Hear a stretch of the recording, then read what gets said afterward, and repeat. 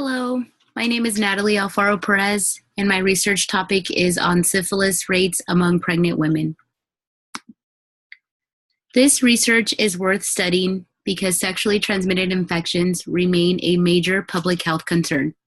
The majority of the STIs that occur before conception and during pregnancy are often not recognized because symptoms are asymptomatic or mild. This can result in severe reproductive health outcomes and can be transmitted to newborns. An untreated infection of syphilis on a pregnant woman can lead to congenital syphilis. Congenital syphilis can lead to stillbirth and infant disorders such as deafness, neurologic impairment, and bone deformities.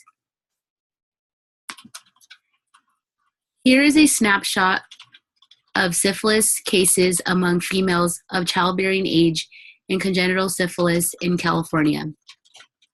This county in the dark blue is Fresno County, which is one of the counties that I researched.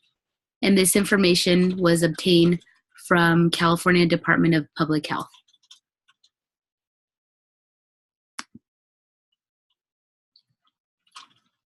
This graph shows early syphilis rates by gender and age group in 2017. We can notice that higher rates are in females of the ages of 20 through 29, which is the age group I researched.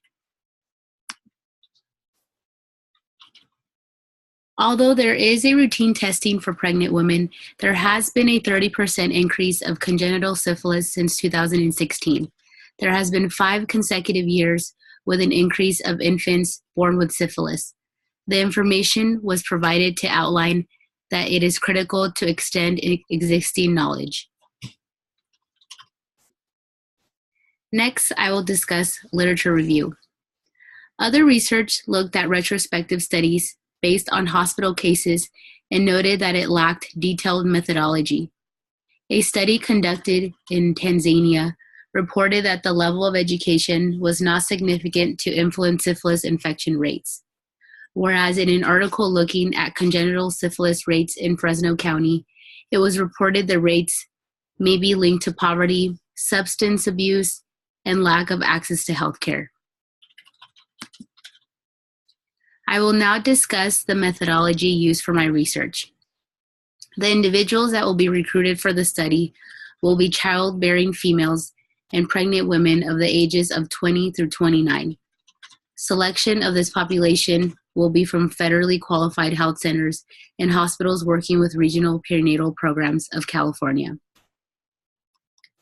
I will use the mixed method design with explanatory sequential mixed methods.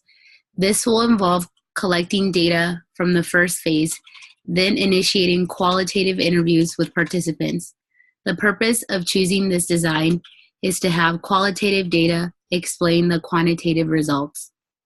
Quantitative data will include cluster sampling, which will first identify groups, then obtain names of individuals in those groups, and then sample within them.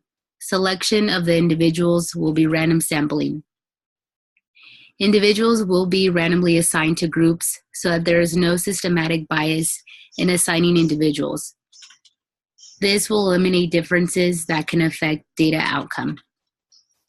Qualitative data will be conducted through different types of interviews, such as face-to-face, focus groups, online focus groups, and telephone interviews. Next, I will discuss measurements and constructs for my research.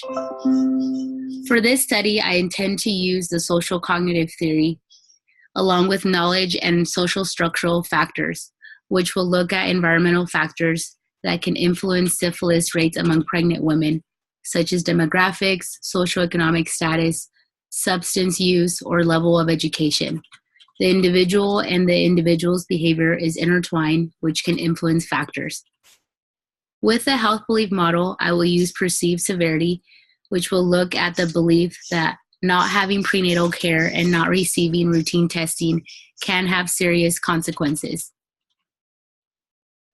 In conclusion, as public health educators, we can continue to educate and conduct studies that can assist with expanding existing knowledge and filling missing gaps of information. Thank you for listening. and I've also included my references.